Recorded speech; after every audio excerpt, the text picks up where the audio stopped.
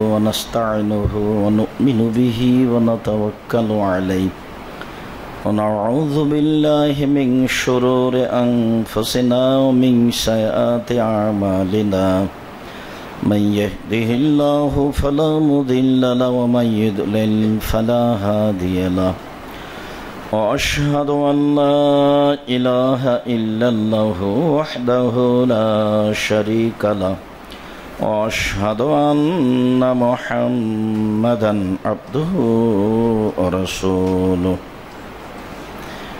أما بعد فإن خير الحديث كتاب الله وخير الهدى هدى محمد صلى الله عليه وسلم وشر الأمور محدثتها وكل محدثة بدعة وكل بدعة ضلالة وكل ضلالة في النار. أعوذ بالله من الشيطان الرجيم.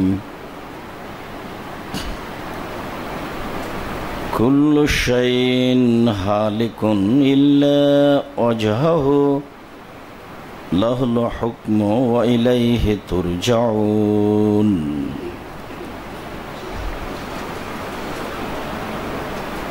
ويوم ينفخ في الصور ففزع من في السماوات ومن في الأرض إلا من شاء الله. عن أبي هريرة رضي الله تعالى عنه قال قال رسول الله صلى الله عليه وسلم أنا والساعة هاتين وأشار بالسبب والوسطى. সম্মানিত মসজিদের মুসাল্লি, প্রশংসা আল্লাহর জন্য, শান্তি অবতীর্ণ হোক আল্লাহ রাসূলের উপর সাল্লাল্লাহু আলাইহি ওয়াসাল্লাম। আজ জুমার খুতবায় সংক্ষিপ্ত সময়ে বক্তব্যের বিষয় কিয়ামত। আমরা কিয়ামতের পূর্ব লক্ষণ সম্পর্কে গুরুত্বপূর্ণ আলোচনা করে আসছিলাম। যদিও একটু সংক্ষিপ্ত কথা থেকে যায়, আমাদের শেষের আলোচনা ছিল দাজ্জালের পরিচয়। তার একটি বিবরণ ছিল আংশিক। ইবনু সাইয়াদ।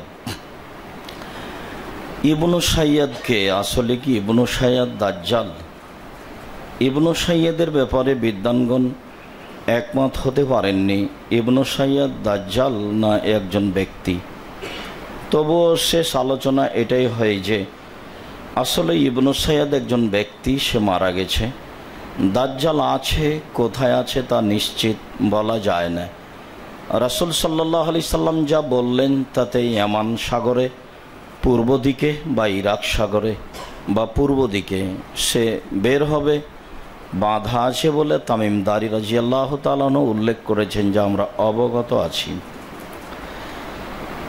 কিয়ামত একদিন হবেই, আজ হোক আর কাল হোক, আর যা হবে তা চলে এসেছে। এভাবে আল্লাহ তাআলা উল্লেখ করেছেন, যেটা হবে সেটা হয়ে গেছে, এই ভাষাই ব্যবহার করেছেন। কিয়ামত মানে হচ্ছে সব কিছুই ধ্বংস হয়ে যাবে, কিছু থাকবে না। এ ব্যাপারে আল্লাহ তাআলা বলেন, ওয়ায়াউমা ইউনফাখু ফিস-সূরি, যেদিন সিংগায় বাঁশিতে ফোঁক দেওয়া হবে। ফাফাজিয়া মান ফিস সামাওয়াতি ওয়া মান ফিল আরজ, আকাশ জমিনে যা কিছু আছে সব কিছু বিকট শব্দে ঘাবড়িয়ে যাবে, সব কিছু ধ্বংস হয়ে যাবে। ইল্লা মান শা আল্লাহ, তবে আল্লাহ যাকে চাইবেন। অত্র বিবরণে বোঝা যাচ্ছে যে সব কিছু ধ্বংস হবে না, আল্লাহ যাকে চাইবেন তা থেকে যাবে। আল্লাহ তাআলা অন্য জায়গায় বলেন, অনুফিখা ফিস-সূর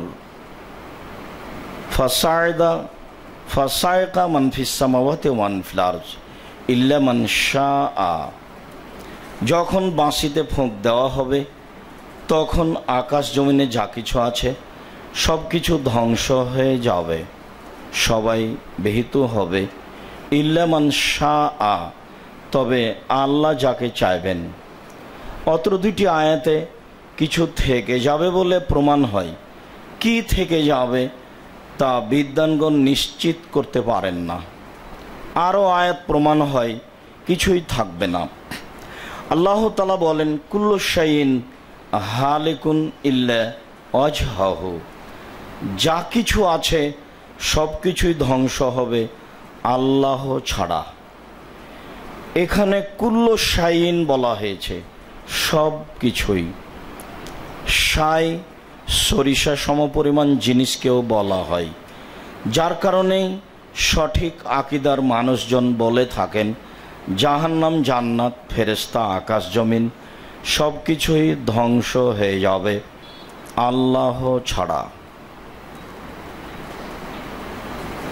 লাহুল হুকম ও রাজত্ব তার হবে, ওয়াইলাহি তুরজাউন, তোমাদের সবাকেই সেখানে ফিরে যেতে হবে।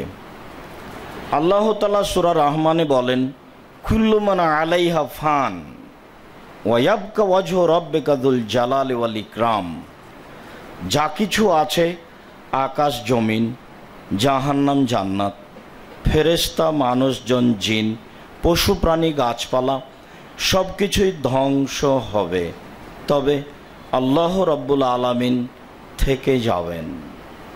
তিনি ছাড়া যা কিছু আছে সব কিছুই ধ্বংস হবে। অত্র দুটি আয়াতে প্রমাণিত হয় যে সব কিছু ধ্বংস হবে।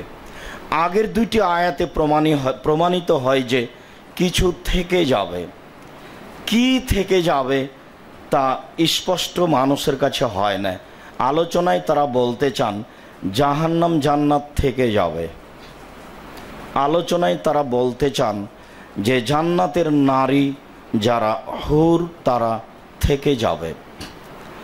আবার অনেকে বলতে চান যখন আল্লাহর নবীর চেতনা সর্বপ্রথম ফিরবে কিয়ামতের পরবর্তী সিংহাই ফোঁকে, তখন তিনি দেখবেন যে মুসা আলাইহিস সালাম আল্লাহর আরশ ধরে ঝুলন্ত অবস্থায় আছেন, তবে তিনি অজ্ঞান হননি, তাই তিনি আমার আগেই চেতনা অবস্থায় আছেন। ওই যে তিনি তুর পাহাড়ে অজ্ঞান হয়েছিলেন আল্লাহ দেখাতে গিয়ে। সবাই বলল যে আপনাকে মানতে পারি এই শর্তে যে নগদ আল্লাহকে দেখাতে হবে। তিনি বলেছিলেন যে আল্লাহকে দেখা যাবে না, তবুও তারা জোর করে বলেছিল না দেখে আপনাকে মানতে পারি না, কখনো মানব না। নিরুপায় হয়ে তিনি নিয়ে চলে গেলেন, চলো দেখে আসি। যাওয়ার সময়তে মোর্শেদ আহমদ বলল যে এইখানে 40 জন মানুষ নিয়ে এই পাহাড়ে জ্বলে গেছিলেন, অজ্ঞান হয়ে পড়েছিলেন, তাই পাহাড়টা জ্বলে গেছে। অন্যান্য পাহাড়গুলির বর্ণ লাল আর এই পাহাড়ের বর্ণ কালো। কথা সত্য হতে পারে, মিথ্যা হতে পারে, তবে শেষ প্রান্ত এখান থেকে প্রায় 7 কিলোমিটার উপরে গিয়ে যা এক সময়ে বলছিলাম। কোথায় তিনি তাদেরকে নিয়ে আল্লাহকে দেখার প্রস্তুতি নিয়েছিলেন সঠিক বলা যায় না। সেই দিন তিনি অজ্ঞান হয়েছিলেন, সেই অজ্ঞান কি আজকে তিনি থেকে যাবেন? তিনি কি তাহলে আল্লাহ যাকে চাইবেন তিনি মুসা আলাইহিস সালাম? বিদ্বানগণ নিশ্চিত নন।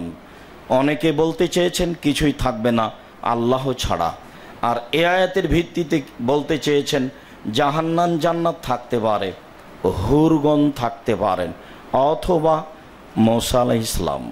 সম্মানিত দিনী ভাই বোন, এ ব্যাপারে নিশ্চিত কিছু বলতে পারলাম না। আল্লাহ তাআলা বলেন, অনফিকা ফিস সূরে ফাইদাহুম মিনাল আজদাসে ইলা রাব্বিহিম ইয়ানসিলুন, যখনই বাঁশিতে ফোঁক দেওয়া হবে তখন মানুষ কবর থেকে উঠে দৌড়াতে থাকবে। বোঝা যাচ্ছে এটা দ্বিতীয় ফোঁক। তাদের প্রতিপালকের দিকে সবাই দৌড়াতে থাকবে। আল্লাহ তাআলা বলেন, ফাইদা নফিকা ফিস সূরে নাফকাতুন ওয়াহিদা ওয়া হামিলাতিল আরদু ওয়াল জিবালু ফাদুক্কাতা দাক্কাতান ওয়াহিদা, যখন বাঁশিতে একবার ফোঁক দেওয়া হবে প্রথমবারের মতো, তখন আকাশ এবং জমিন এবং পাহাড়গুলিকে উপরে তুলে আছাড় মেরে সবকে ভেঙে চৌচির খান খান করে দেওয়া হবে। এতেও বোঝা যাচ্ছে যে ফোঁক দুইটি, তার প্রথমবার এটি।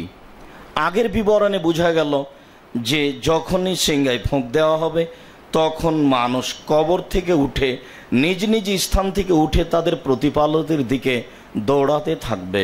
বিবরণ এইরূপ।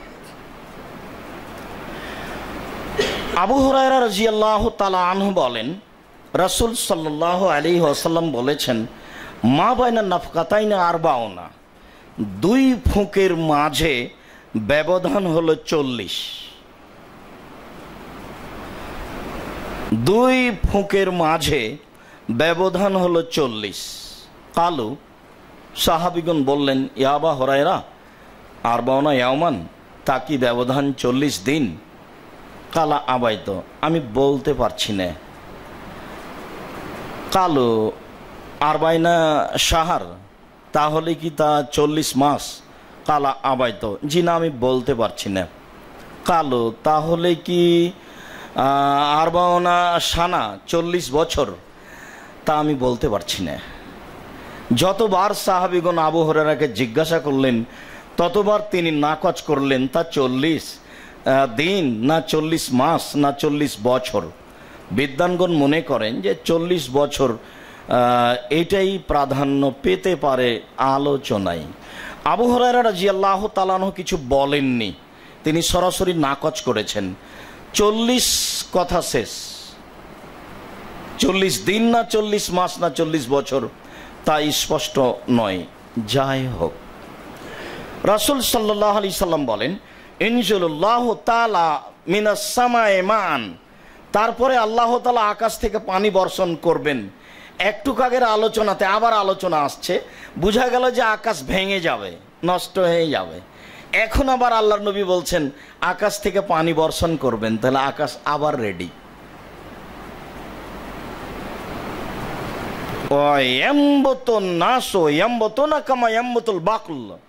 তারপরে মানুষগুলি মাটি থেকে গজে উঠবে, ঘাস যেমন পানি হলে মাটিতে গজায়। সবাই মাটি থেকে ঘাসের মতো জীবিত হয়ে উঠবে। আগের আয়াতে বোঝা গেল ফোঁক দেওয়ার সাথে সাথে তারা কবর থেকে উঠে দৌড়াবে তার প্রতিপালকের দিকে। আর এইখানে আল্লাহর নবী বলছেন আকাশ থেকে পানি বর্ষণ হবে, পানি বর্ষণের পরে তারা মাটি থেকে গজে উঠবে যেভাবে ঘাস মাটি থেকে গজায়। বুখারী মুসলিম। তারপরে তিনি বলেন,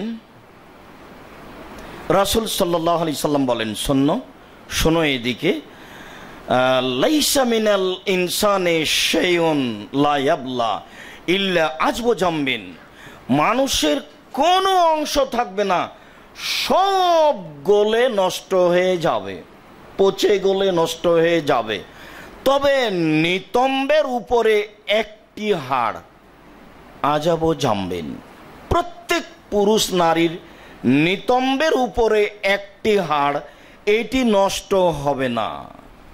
ইউরাক্কাবু মিনহু খালক ইয়াউমাল কিয়ামা, বিচারের দিন এইটাকে সামনে রেখে এইটা দিয়ে আল্লাহ তাআলা সব মানুষকে রেডি করবেন। আগের আয়াতে বোঝা গেল যে কবর থেকে উঠে দৌড়াবে, আর বুখারী মুসলিমের হাদিসে বোঝা যাচ্ছে পানি পেলে ঘাস যেমন গজায় মাটি থেকে তারা গজিয়ে উঠবে। হাদিসের শেষ বাক্যে রাসূল সাল্লাল্লাহু আলাইহি সাল্লাম বলছেন মানুষের সব অংশই মাটিতে মিশে যাবে, একেবারে পচে গলে নষ্ট হয়ে যাবে, তবে নিতম্বের উপরে একটি হাড় এটি থেকে যাবে, এটি দিয়ে মানুষকে রেডি করা হবে। এ কথা রাসূল সাল্লাল্লাহু আলাইহি সাল্লাম বলেন। বুখারী মুসলিম। সম্মানিত মসজিদের মুসল্লি, পৃথিবীর কোনো কিছুই থাকবে না এ কথাই ঠিক। নবীগণের শরীর থেকে যাবে এই কথা রাসূল সাল্লাল্লাহু আলাইহি সাল্লাম বলেছেন। অন্য কোনো মানুষের শরীর থাকবে কি না তা তিনি বলেননি। তবে বুখারী মুসলিমের হাদিসে একজন সাহাবী, তার বাপ শহীদ হয়েছিলেন, এক জায়গাতে তার বাপের কবর হয়েছিল, সেই জায়গাটা সে পছন্দ করেনি। তখন তার বাপকে 6 মাস পরে কবর থেকে উঠিয়ে নিয়ে গিয়ে অন্য জায়গায় ছেলে মাটি দেয়। তাতে বলা হয়েছে বুখারীর হাদিসে যে তার বাপের কোনো কিছু হয়নি, যেভাবে কবরে রাখা হয়েছিল সেভাবে আছে। মনে হচ্ছে যে মুখের ওপরে কাফনের কাপড়ে একটু উই পোকা ধরেছে, এইরকম তিনি বিবরণে বলেন, হাদিস বুখারী মুসলিম।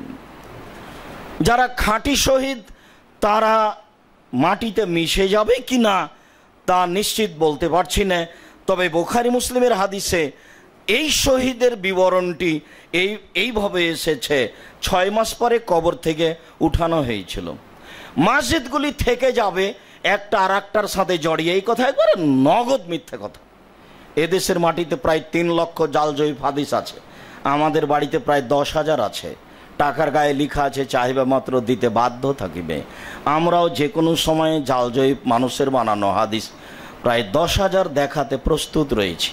আর সময়ে বলেছি হাদিস হলেই হাদিস, সেটাই সত্য, এ কথা একবারে নগদ মিথ্যে। এইটা দেখাতে গিয়ে বলেছি, মনে আছে দিনের মতো আল্লাহর নবীকে বলা হলো যে হঠাৎ যদি মহিলার উপরে চোখ পড়ে যায় তাহলে কি করব। তখন তিনি বললেন মুখটা ফিরিয়ে নিবা। ওই নবী আবার বলছেন যে সুন্দরী মহিলার দিকে তাকালে চোখের পাওয়ার বেড়ে যায়। এটাও হাদিস, এটাও হাদিস। হাদিসই যদি সবই হয় আর সবই যদি মানতে হয় তাহলে এটা কেমন হয়ে গেল না। রাসূল সাল্লাল্লাহু আলাইহি সাল্লাম বলছেন সালাম, আল্লাহু আকবার বলে সালাত শুরু হয় আর সালাম দিয়ে সালাত শেষ হয়। বুখারী মুসলিমের হাদিস। তাকবীর তাহরিম ওয়াত তাকবীর ও তাহলিল ওয়াত তাসলিম, আল্লাহু আকবার দিয়ে সবকিছু হারাম আর সালাম দিয়ে সবকিছু হালাল, এ কথা মুহাম্মদ সাল্লাল্লাহু আলাইহি সাল্লাম বলেন। হাদিস বুখারী মুসলিম। আবার আল্লাহর নবী বলছেন আত্তাহিয়াতুর বৈঠকে বসে যদি মানুষ বায়ু ছেড়ে দেয় তাহলে আর সালাম দেওয়া লাগবে না। ওটাও হাদিস, এটাই হাদিস। ধর্ম পাগল কিছু। পরবর্তীতে মানুষ হাদিস তৈরি করে আরবি ভাষায় বাড়িতে তৈরি করে রাসূলের নামে চালিয়ে দিয়েছে, তার নাম জাল হাদিস। ধর্মের প্রত্যেকটা জায়গাতে যত সমস্যা আছে এখানে তার চেয়ে অনেক অনেক অনেক বেশি সমস্যা আছে। একাধিক সহিহ হাদিস, দাড়ি ছোট করা যাবে না, চেঁচে ফেলাও যাবে না, দাড়ি চেঁচে ফেললে অভিশাপ হয়। আবার তিরমিজিতে হাদিস এসেছে আল্লাহ রাসূল নিজে দাড়ির পাশ থেকে সামনের থেকে ছোট করতেন। একাধিক হাদিস বুখারী মুসলিমের, ছাঁটা যাবে না, চাঁচা যাবে না, আবার নিজেই ছোট করেন, ওটাও হাদিস, এটাও হাদিস। সবই যদি হাদিস মানতে হয় তাহলে কেমন হয়ে গেল না। মানুষের বানানো হাদিস আছে, এ কথাই ঠিক। অতএব মসজিদ বিচারের মাঠে থেকে যাবে একটার সাথে আর একটা জড়িয়ে, এ কথা নগদ মিথ্যে। আল্লাহ ছাড়া কোনো কিছু থাকবে না, জমিন আসমান, জাহান্নাম জান্নাত ফেরেশতা মানুষজন হুরপরি কোনো কিছু থাকবে না, একমাত্র আল্লাহ তাআলা পুনরায় সৃষ্টি করবেন, এ কথাই চূড়ান্ত। কোনো জিনিস সৃষ্টি করতে তাকে সময় লাগে না, হও বললে হয়ে যায়, এটাই তিনি সর্বশক্তিমান, তার প্রমাণ। ভেঙে নষ্ট করবেন, সবকিছু করে দেওয়ার পরে মুহূর্তে বলবেন হও, হয়ে যাবে, এটাই তো তার ক্ষমতা। ওহ আলা কুল্লি শাইইন কাদির, তিনি সব কিছুর উপরে ক্ষমতা রাখেন, এ কথাই ঠিক। আবু হুরায়রা রাদিয়াল্লাহু তাআলা আনহু বলেন রাসূল সাল্লাল্লাহু আলাইহি সাল্লাম বলেছেন ইয়াকবিজুল্লাহু তাআলা আল আরজা বিয়ামিনিহি, বিচারের মাঠে আল্লাহ তাআলা তার ডান হাত দিয়ে জমিনকে ধরবেন। ওয়ায়াতবিস সামা, তারপর আকাশকে ধরবেন অপর হাত দিয়ে।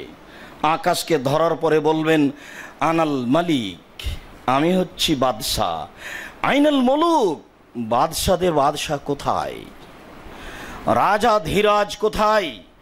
এক হাতে 7 আকাশ ধরে, এক হাতে 7 জমিন ধরে তিনি এই কথা বলবেন।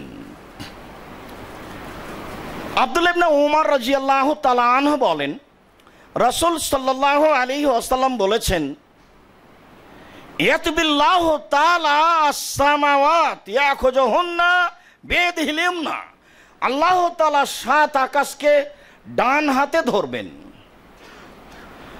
ওয়া ইয়াখুযুল আরজা বিশিমালিহি, আর 7 জমিনকে বাম হাতে ধরবেন। তার দুইটাই কিন্তু ডান হাত। বিবরণে ডান আর বাম বলা হয়েছে, বিবরণে বলা হয়েছে দুটাই তার ডান হাত। আমরা বুঝি ডান বলতে খাওয়া আর বাম বলতে পেশাব পায়খানা, যদিও নিম্ন শ্রেণীর মানুষ বাম হাতেই চা খাচ্ছে। মানুষ যখন নিচে নেমে যায় বুদ্ধি ও বিদ্যায়, তখন মানুষ বাম হাত ব্যবহার করে খাওয়াতে, চা খাওয়াতে। মানুষ কত অসভ্য, মানে নিচে নেমে গেলে চা হয়, বাম হাত তো পেশাব পায়খানার জন্য, এ কথা আল্লাহর নবী বলেন। আর ডান হাত হচ্ছে খাওয়ার জন্য। মানুষের জন্য ডান বাম আছে, এ কথাই ঠিক। আল্লাহর দুটাই ডান হাত, যদিও বিবরণে বলা হয়েছে একটা ডান আর একটা বাম। কেননা তাকে ডান হাত দিয়ে কিছু করা লাগে আর বাম হাত দিয়ে কিছু করা লাগে, এরকম কথা নয়। তার কাছে এক হাত সম্মানী তার, আর এক হাত মানের দিক দিয়ে কম, এ কথা আল্লাহ তাআলার জন্য চলে না।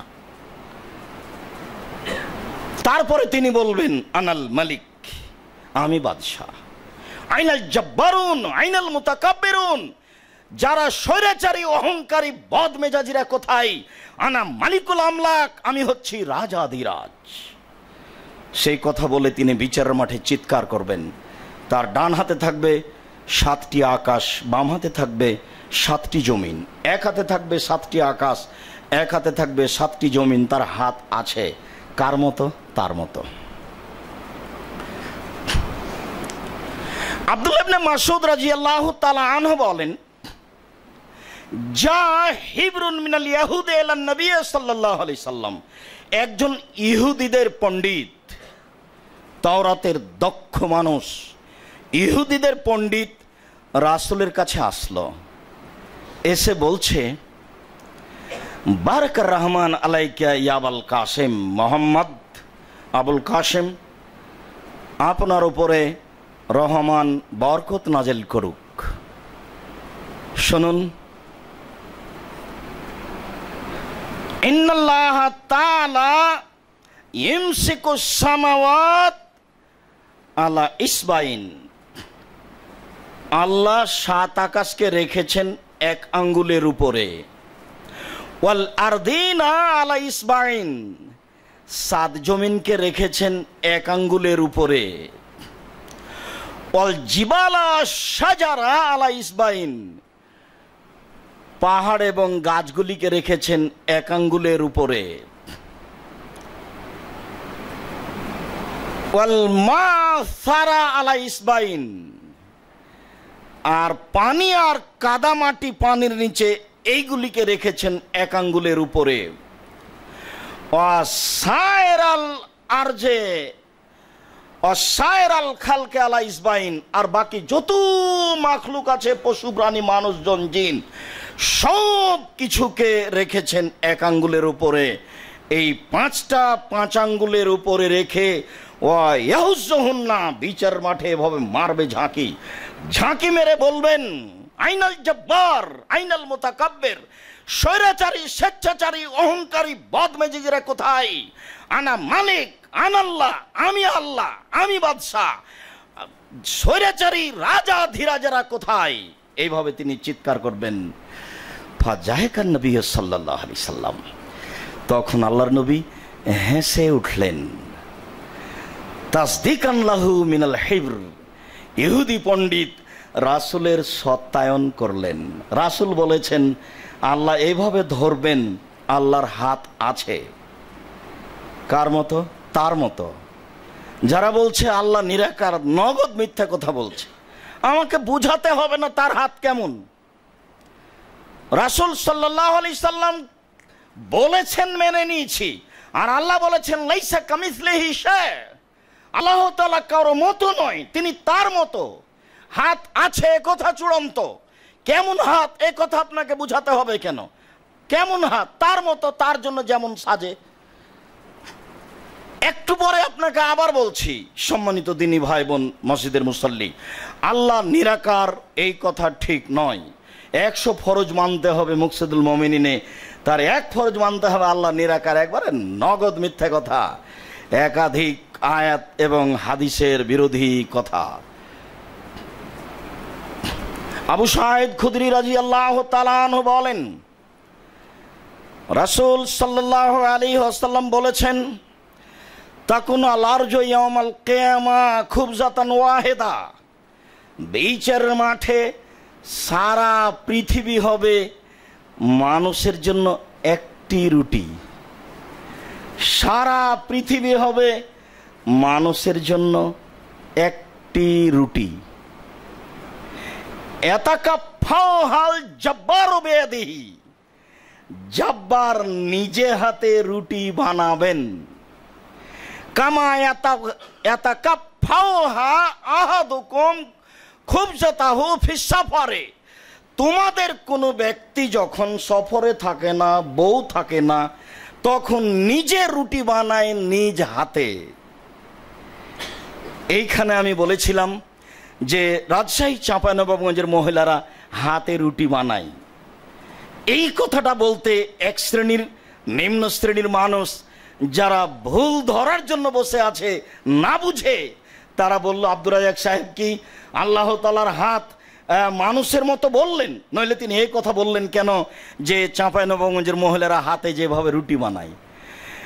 এইটা আপনাকে বললাম যে ওরা যেমন বানায় আল্লাহ তেমন বানাবেন। তো তার আল্লাহর হাত কি তাদের মতো? আল্লাহর হাত কি আমার মতো? এইভাবে আপনি কেন বুঝলেন? যেটা আপনাকে বলেছি যে বিচারের মাঠে রাসূল সাল্লাল্লাহু আলাইহি ওয়াসাল্লাম বলছেন যে ৭০,০০০ মানুষ আমার উম্মত থেকে জান্নাতে চলে যাবে হিসাব ছাড়াই। এরপরে প্রত্যেক হাজারের সাথে আরো ৭০,০০০। এরপরে আমার প্রতিপালক ৩ অঞ্জলি মানুষ জাহান্নাম থেকে নিয়ে জান্নাতে দিবেন। তখনও তো আমি আপনাকে অঞ্জলি দিয়ে দেখিয়েছি এইভাবে নিয়ে এইভাবে দিবেন। তখনও আপনাকে আমি বলেছি যে মাওলানা আব্দুল্লাহিল কাফি আল কোরাইশিকে বলেছিলেন ডক্টর শহীদুল্লাহ, জনাব আল্লাহর হাত কি ছোট? আল্লাহর হাত তো জাহান্নামের চেয়ে বড়। জাহান্নামে যত মানুষ আছে সবাই তো আসতে পারে, ফেরাউনও তো আসতে পারে। তখন মাওলানা আব্দুল্লাহিল কাফি আল কোরাইশি শুনে বলেছিলেন, জনাব মনে রাখুন, অন্তরে ঈমান থাকবে না যার, আল্লাহর অঞ্জলিতে আসার সুযোগ হবে না তার। অন্তরে ঈমান থাকবে না যার, আল্লাহর অঞ্জলিতে আসার সুযোগ হবে না তার। আল্লাহর অঞ্জলি আপনার সারা পৃথিবীর চেয়ে বড়, এ কথা ঠিক। আপনাকে বলেছি আল্লাহু আকবার, আল্লাহ হচ্ছে সব কিছুর চেয়ে বড়। যার জন্য তো একদিকে আল্লাহ আর একদিকে মোহাম্মদ চলে না। যদি একদিকে আল্লাহ আর একদিকে আকবার লিখে তবুও চলে, তার অর্থ হলো আল্লাহ সবচেয়ে বড়। আর একদিকে আল্লাহ আর একদিকে মোহাম্মদ, এর অর্থ হলো আল্লাহ মোহাম্মদ, মোহাম্মদই আল্লাহ। যাদের আকীদা নষ্ট, যারা চিশতি তরিকাপন্থী, তারা এগুলো করে থাকে। আর তাদের অজান্তে যে এরকম ঘটে আছে আপনি এটা বুঝেন না, যার কারণে আপনি আহলে হাদিস হওয়ার পরেও মসজিদে ব্যবহার করেন, গাড়িতে ব্যবহার করেন, বাড়িতে ব্যবহার করেন। তা কত বড় নেহায়াত অন্যায় কাজ তা আপনি বুঝতে পারছেন না। আমি কখনো এ কথা বলিনি যে এ দিয়ে মানুষের হাতের মতো আল্লাহর হাত, এই কথা আমি বলতে চাইনি। এইভাবে আল্লাহ তৈরি করবেন। তোমাদের কোনো ব্যক্তি যেমন সফরে রুটি তৈরি করে, তো সফরে তো 2 হাত দিয়ে রুটি তৈরি করেন। আল্লাহর নবী তো নিজেই সাদৃশ্য বর্ণনা করলেন। তাহলে কি আল্লাহর নবী বললেন যে সফরের লোকটার হাত যেমন আল্লাহর হাত তেমন? তা তো নয়। আল্লাহ নিজ হাতে 2 হাত দিয়ে রুটি বানাবেন, মানুষ যেমন 2 হাত দিয়ে রুটি বানায়, এটা হলো কথা। তো আল্লাহ রুটি বানাবেন তার নিজ 2 হাত দিয়ে, তার হাত যেমন, তার হাত যেমন মানাই মায়ালিকুলাহু, তার জন্য শোভনীয় যা। তার হাত আছে এই কথা চূড়ান্ত, তার পা আছে এই কথা চূড়ান্ত। শতবার বলা আছে আপনাকে। বিচারের মাঠে আল্লাহ যখন জাহান্নামকে বলবেন, জাহান্নাম তুমি কি পূর্ণ? তখন জাহান্নাম বলবে আর কি কিছু আছে?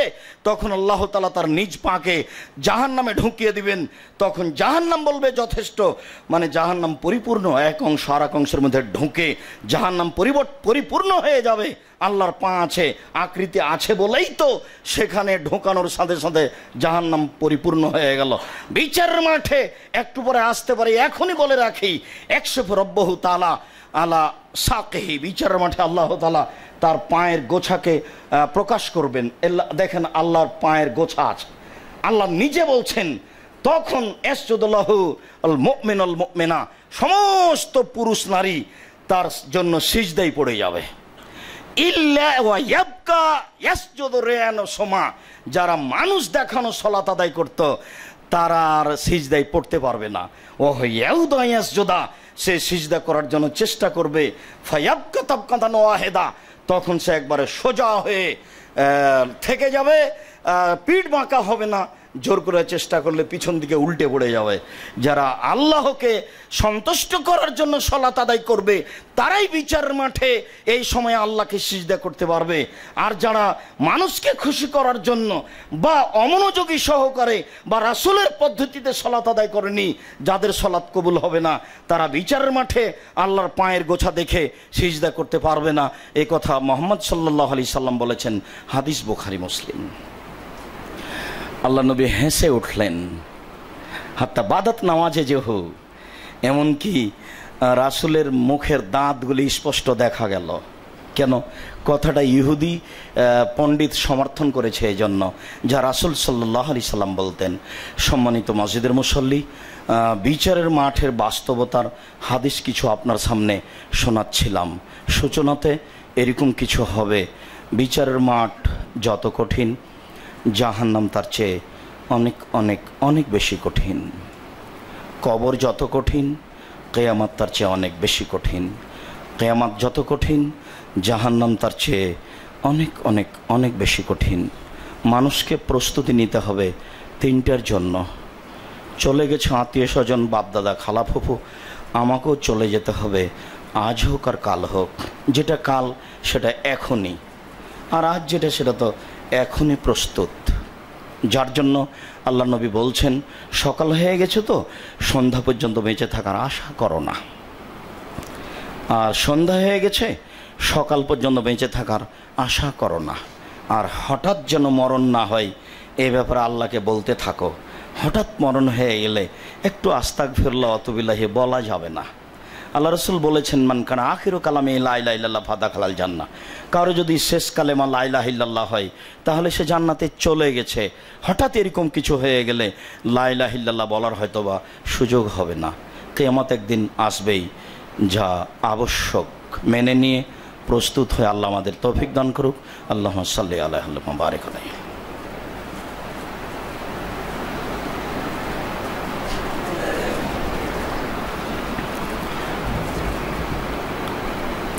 মিকদাদ বিন মাদি কারাব রাদিয়াল্লাহু তাআলা আনহু বলেন, রাসূল সাল্লাল্লাহু আলাইহি সাল্লাম বলেছেন, ইহশারুন নাসু ইয়াউমাল কিয়ামা আলা সালাসে তারাইকা।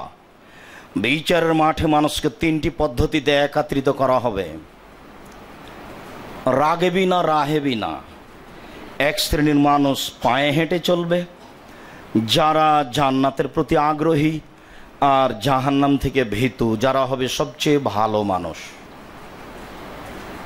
আর দ্বিতীয় শ্রেণীর মানুষ হচ্ছে স্নানে আলা বাইরিন, বাহনের উপরে থাকবে, দুইজন থাকবে একটি উঁটে, সালাসাতুন আলা বাইরিন, তিনজন থাকবে একটি উঁটে, আর বাতুন আলা বাইরিন, চারজন থাকবে একটি উঁটে, ও আশারাতুন আলা বাইর, 10 জন থাকবে একটি উঁটে। তাহলে এরা থাকবে বাহনের উপর, উঁট বিচারের মাঠে থাকবে, যা রাসূল সাল্লাল্লাহু আলাইহি সাল্লাম বলেন। হাদিস বুখারী মুসলিম। এরপরে তিনি বলেন, ও তুহশিরু বাকিয়াতুহুম নার, বাকি যারা আছে তাদেরকে আগুন ঘিরে নিবে। আমি আপনাকে বলেছি, মানুষের প্রতি জুলুম নির্যাতন করবেন না, দলীয় ক্ষমতা দেখাবেন না, জান্নাত হবে। ক্ষমতা কোনো সময় দেখাবেন না মানুষকে, নিজস্ব ক্ষমতা, দলীয় ক্ষমতা। দল করে ক্ষমতা দেখিয়ে পরকাল হারায়েন না। তাহাজ্জুদ পড়ে কোনো লাভ হবে না, কেননা জালেমের বিচার পরে হবে। আপনি যে জুলুম করেছেন, জোর করে জমিটা দখল করেছেন, জোর করে লোকটাকে জেলে দিয়েছেন ক্ষমতার দাপটে, তা আপনার বিচার পরে হবে। আল্লাহ যদি বলেন যে তুমি একদিন থামো, তাহলে একদিন সমান হলো 50,000 বছর। যদি বলেন আল্লাহ বিচারের মাঠে যে তোমার বিচার 3 দিন পরে হবে, তাহলে আপনার বিচার হচ্ছে 1.5 লক্ষ বছর পরে। তা আপনি কি ভেবেছেন বিচারের মাঠ অতি সহজ, স্বাভাবিক? আর যারা জোর করে জমি দখল করছে, ঢাকার জমিতে এক জমি 7 বার বিক্রি হয়, ক্ষমতা আছে তাই বিক্রি হচ্ছে। এই জমি তাকে খনন করতে বলা হবে, 7টা জমিন, একটা জমিন সমান হলো 500 বছরের পথ, আর 7টা সমান হলো 3500 বছরের পথ। 3500 বছরের পথ খোঁড়ে নিচে গেলেন, খনন করার পরে যখন নিচে গেলেন, তখন এই মাটি আপনার কাঁধের উপরে চাপিয়ে দিয়ে বলা হবে, এখন তুমি হাঁটো, হাত্তাই যাবে না নাস। যতদিন পর্যন্ত মানুষের মাঝে বিচার না হচ্ছে, ততদিন পর্যন্ত তুমি এই কাঁধে মাটি নিয়ে ঘুরতে থাকো। যারা দায়িত্ব পালন করার পরে টাকা আত্মসাৎ করেছে, টিন গম আত্মসাৎ করেছে, সব সবার কাঁধে থাকবে বিচারের মাঠে। গরু, গাভী, ছাগল, টাকা পয়সা যদি প্রাণী হয় তাহলে চিৎকার করবে, আর যদি প্রাণী না হয় তাহলে কাঁধের উপরেও দোলবে সব সময়। যদি গম হয়, গমের বস্তা খালি নড়তে থাকবে কাঁধে। আর যদি টাকা হয় তাহলে টাকা কাঁধে উঠে নড়তে থাকবে, নড়ানড়ি করবে, ধাক্কা ধাক্কি করবে। আর প্রাণী যদি হয় যে প্রাণী সে ভাষায় চিৎকার করবে। হাদিস বুখারী মুসলিম, রাসূল সাল্লাল্লাহু আলাইহি ওয়াসাল্লাম বলছেন আপনাকে এ অবস্থায় চলতে বলা হবে, কত দিন পরে বিচার হবে আল্লাহই ভালো জানে। আল্লাহ নবী বলছেন হাত্তা ইউকজা বাইনান নাস, যতক্ষণ পর্যন্ত মানুষের মাঝে বিচার না হবে ততক্ষণ পর্যন্ত আপনার বিচার হবে না, জালেমের বিচার হবে পরে। যারা জুলুম করছে যে কোনো ব্যাপারে তাদের বিচার পরে হবে, অন্যান্য মানুষের বিচার আগে হয়ে যাবে। যদি একদিন হয় তাহলে কত হয় একটু বিবেচনা করেন না কেন? কোনো সময় ক্ষমতা দেখাবেন না, জান্নাত হবে। রাসূল সাল্লাল্লাহু আলাইহি ওয়াসাল্লাম বলেছেন তোমরা 6টা কাজ করো, তার একটা হলো ক্ষমতা দেখাও না, জান্নাতে আমি নিয়ে যাব। কিভাবে নিয়ে যাব সেটা আমার ব্যাপার। সম্মানিত মসজিদের মুসল্লি, দিনী ভাই বোন, রাসূল সাল্লাল্লাহু আলাইহি সাল্লাম বলছেন বিচারের মাঠে এই তৃতীয় শ্রেণীর মানুষগুলি সবচেয়ে খারাপ মানুষ, এদেরকে আগুন ঘেরে থাকবে।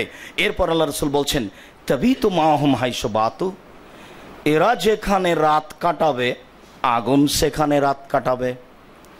তুসবিহু মাহুম হাইসু আসবাহু, এরা যেখানে সকাল করবে আগুন সেখানে সকাল করবে। অতমসি মাহুম হাইসু আমসাও, এরা যেখানে সন্ধ্যা করবে আগুন সেখানে সন্ধ্যা করবে। হাদিস বুখারী মুসলিম। আপনাকে বুঝাতে পেরেছি?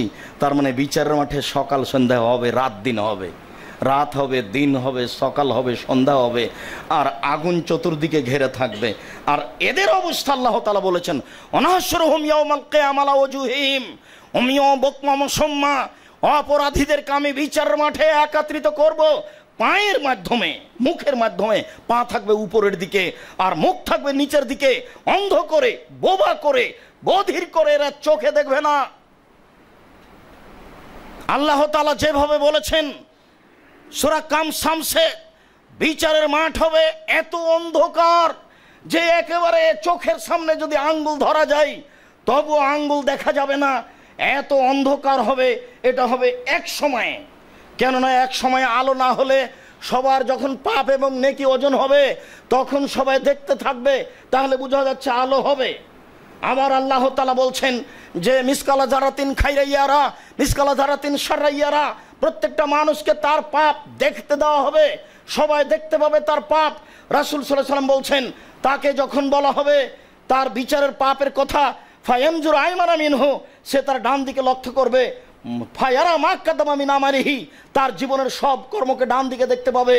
তারপরে যখন বাম দিকে লক্ষ্য করবে তার জীবনের সব কর্মকে দেখতে পাবে, যা দেখলো ডানে তা দেখছে বামে, তাহলে বোঝা যাচ্ছে কোন সময়ে বিচারের মাঠ আলো হবে।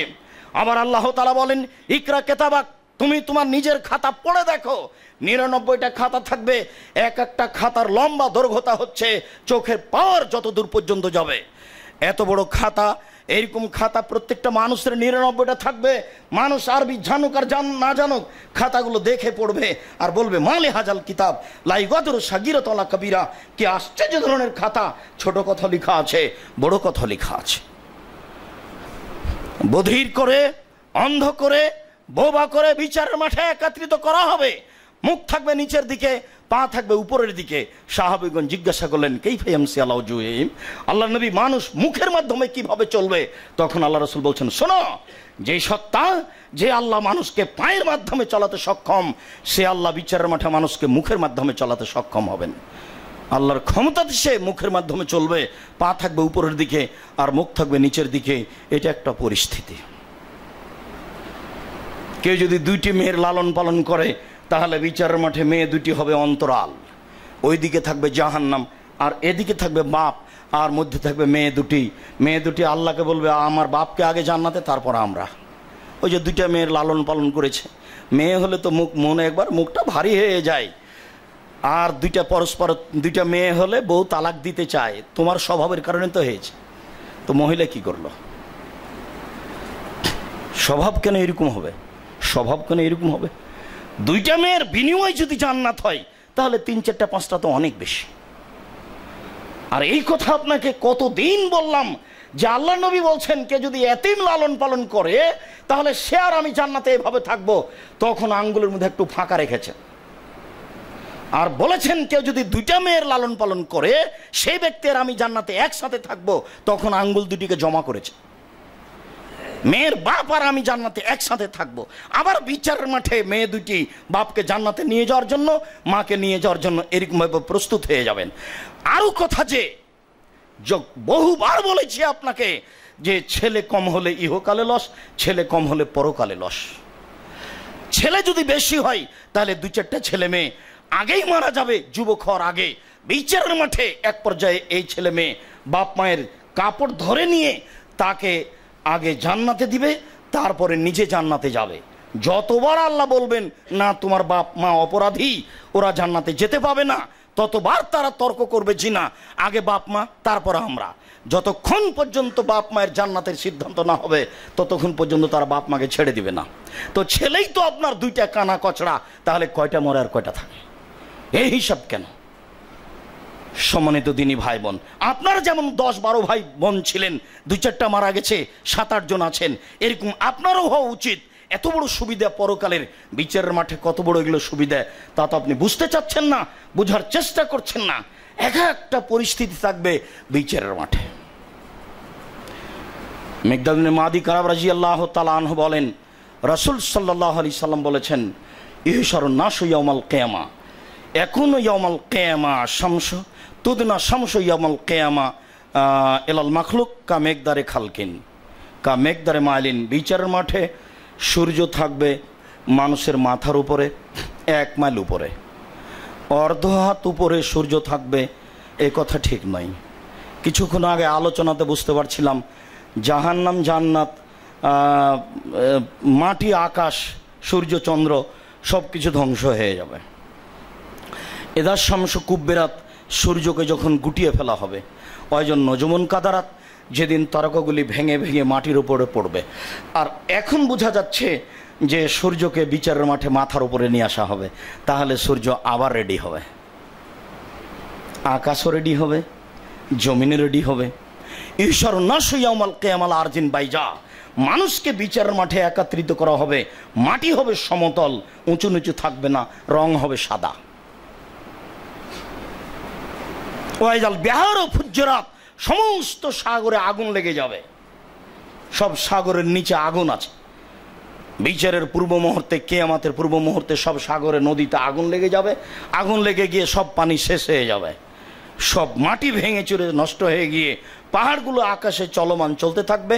এক পর্যায়ে পাহাড় মাটি সব সমান হয়ে গিয়ে বিচারের মাঠ হবে সমতল সাদা। প্রত্যেক যারা গাদ্দার, চেয়ারম্যান, মেম্বার, এমপি, মন্ত্রী, হেড মৌলানা, হেডমাস্টার, যারাই যাদের জনগণের পয়সা নষ্ট করেছে তাদের পিছনে পতাকা থাকবে। এটা একটা অবস্থা বিচারের মাঠে, ওটা হলো গাদ্দারি পতাকা। যে যত বড় গাদ্দার তার পতাকা তত বড় হবে, এই কথা রাসূল সাল্লাল্লাহু আলাইহি ওয়াসাল্লাম বলেন। বেআজমিল লেওয়াহে বেআজমিল গাদার, গাদ্দার যত বড় পতাকা তত বড়। বুখারী মুসলিম। তাহলে এটা একটা পরিস্থিতি, খাতা পড়তে দেওয়া হবে, এটা একটা পরিস্থিতি। পুলিশের হাতের উপর দিয়ে সংকীর্ণ সরু রাস্তার উপর দিয়ে চলতে বলা হবে, এটা একটা পরিস্থিতি। পাপ নাকি দেখতে দেওয়া হবে, এটা একটা পরিস্থিতি। এইখানে রাসূল সাল্লাল্লাহু আলাইহি সাল্লাম বলছেন সূর্য মাথার উপরে হবে 1 মাইল, অর্ধ হাত উপরে হবে, এই কথা ঠিক নয়। এরপরে তিনি বলছেন ওয়াকুনু নাস ফি আরাকিহিম আলা কাদরি আমালিহিম, বিচারের মাঠে মানুষ হবে তার পাপ অনুযায়ী ঘামের মধ্যে। সূর্য যখন মাথার উপরে তখন তো মানুষ ঘামের মধ্যে হবেই। মিনহুমা ইয়াকুনু লা কাবাইহে, কারো কারো ঘাম হবে টাকনু পর্যন্ত, অমিনুম্মা ইয়াকুনু ইলা রুকবাতাইহে, কারো কারো ঘাম হবে হাঁটু পর্যন্ত, অমিনুম্মা ইয়াকুনু ইলা হাকওয়াইহে, কারো কারো ঘাম হবে কোমর পর্যন্ত, অমিনুম্মা ইয়াকুনু ইলা তারকুয়াতিহি, কারো কারো ঘাম হবে গলা নাক পর্যন্ত।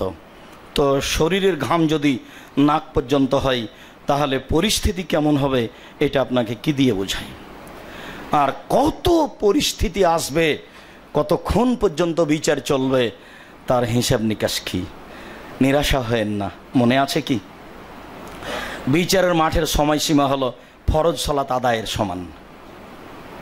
তো আমরা ধরে নিই জোহরের সালাত আদায় করতে 5-7 মিনিট লাগতে পারে, ঊর্ধ্বে 10 মিনিট। তা আপনার বিচারের সময়সীমা হলো 10 মিনিট। তো আব্দুল রাজ্জাক সাহেব, আপনি যে বলছেন 50,000 বছরে একদিন সমান, তা তো হবেই। ভালো মানুষের জন্য বিচারের সময় আল্লাহ রাসূল বলেছেন ফরজ সালাতের সমান। আর কবরের সময়সীমা আপনি ভুলে যেতেন, কবরের সময়সীমা হলো বাসর রাতের সমান। আজ থেকে নিয়ে 3000 বছর আগে, 3 কোটি বছর আগে যে মারা গেছে সেই কবরে আছে। আরও কতদিন থাকবে?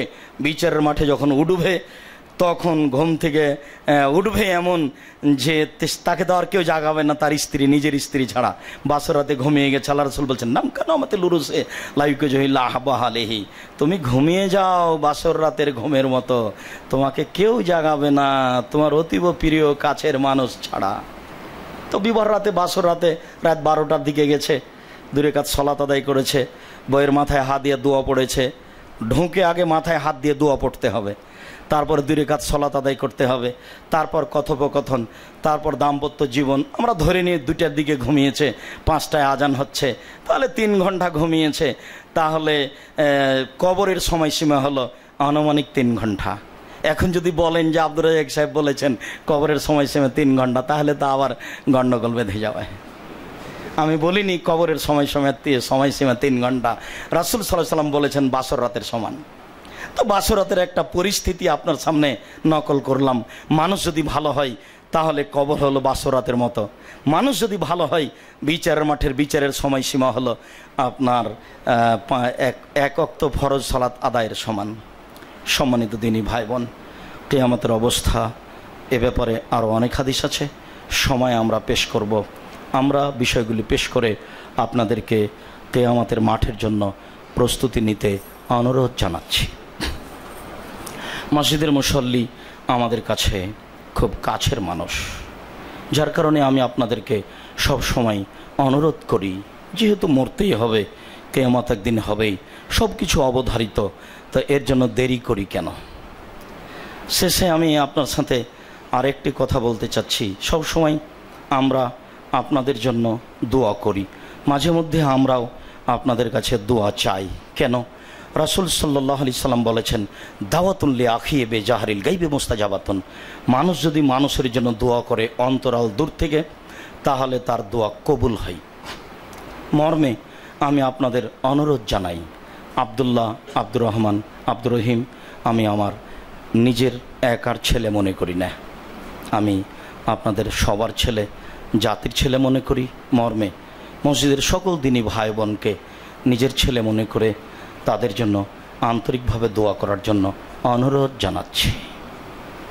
আমি মাঝে মধ্যে আল্লাহকে বলি, তোমার তো রহমতের অভাব নেই, তুমি তো এখনও মানুষকে আলবানি করতে পারো, ইমাম বুখারী করতে পারো, যদি করো তো তোমার রহমত তো কমে যাবে না, তো একটু করো না। আমিও বলি, আপনি আমার দিনী ভাই বোন, আপনাকে বলার জন্য আমি অনুরোধ জানাচ্ছি। আমার মনে বড় সাধ, তারা দিনের অনেক বড় খাদেম হোক, আল্লাহ যেন তাদেরকে কবুল করেন, ইহকাল পরকালের যেন তারা সফল হতে পারে, এটা আমার মনে বড় স্বাদ। এই স্বাদটাতে আপনাদেরকে অংশগ্রহণ করার জন্য আমি আপনাদের দিনী ভাই হিসাবে আমার মসজিদের সকল দিনী ভাই বোনের কাছে আন্তরিকভাবে দোয়া করার জন্য অনুরোধ রইল। সাথে সাথে আমি তার বইগুলি পড়ার জন্য আপনাদেরকে অনুরোধ করি। মিন্নাতুল বারী, আসলেই কি বুখারীতে কোনো জয়ীফ হাদিস আছে? মিন্নাতুল বারীর একটা অংশে আছে এই আলোচনা যে আসলেই কি বুখারীতে কোনো জয়ীফ হাদিস আছে কি না। আপনি পড়ে দেখুন, 5 থেকে 7 থেকে 10 বার পড়ে দেখুন। এই চ্যাপ্টারটা যখন আসবে তখন পড়ে দেখুন, আপনার কাছে প্রমাণ হবে যে বুখারীতে কোনো জয়ীফ হাদিস নেই।